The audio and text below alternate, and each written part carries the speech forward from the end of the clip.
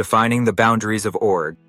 The boundaries of an organization are highly permeable and will likely become even more so in the future. The question, what is inside and what is outside, is no longer as straightforward as it once seemed. Traditionally, this distinction was measured by payroll. Employees were considered internal, while other stakeholders were external. Added to this was the idea that an organization exists as a registered legal entity. However, the emerging AI revolution is challenging this view, revealing that such definitions are increasingly fragile and outdated.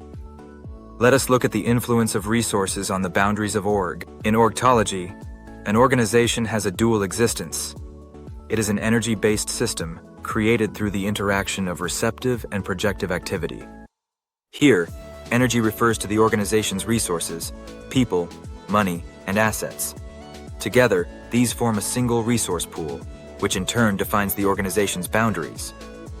A living body uses resources to sustain itself, and in doing so, defines itself as an entity.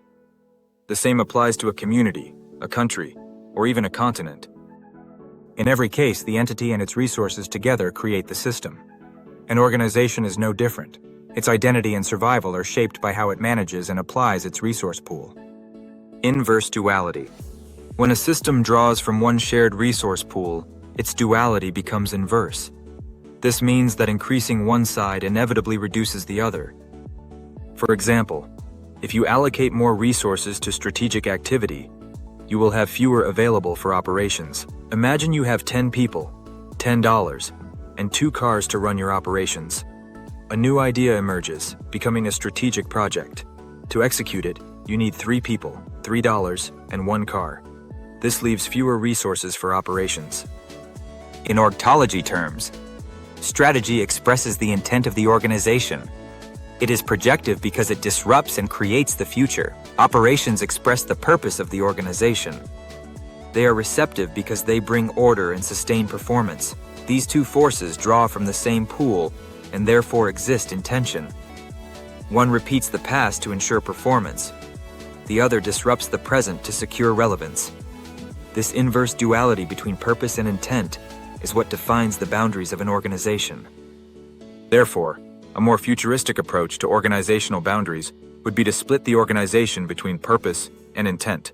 Purpose relating to the operational concern and intent relating to the strategic concern of org. In this way, one can understand org in terms of activity, intelligence, and results that drive operational performance, versus the activity, intelligence, and results that create strategic relevance.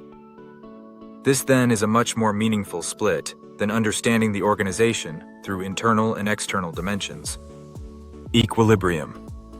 At first glance, an inverse duality might seem to promote scarcity rather than abundance. In reality, the opposite is true. Understanding the inverse nature of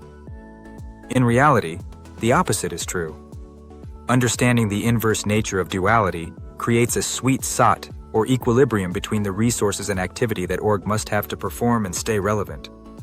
In turn, this enables stronger relationships, increased efficiency, dynamics impact, and reduced risk exposure. Within such an ecosystem, the organization can discover its abundance. To achieve this, one must first grasp the inverse relationship between give and take. Only then can the abundance of the environment be fully realized. Ultimately, an organization is a dual consciousness, aware of both purpose, which ensures performance, and intent, which secures relevance. It is the balance between these two that keeps the organization alive and thriving. Students use the study material as part of their essay or other research. They can copy and paste the Harvard-style reference.